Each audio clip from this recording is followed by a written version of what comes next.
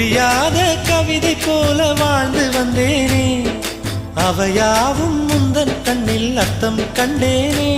இந்த அருகம் புல்லின் மேல் மணித்துளியாய் நின்றாயே, எந்த பருவத் தோள்களில் பச்சை கிளியாய் வாழ்ந்தாயே.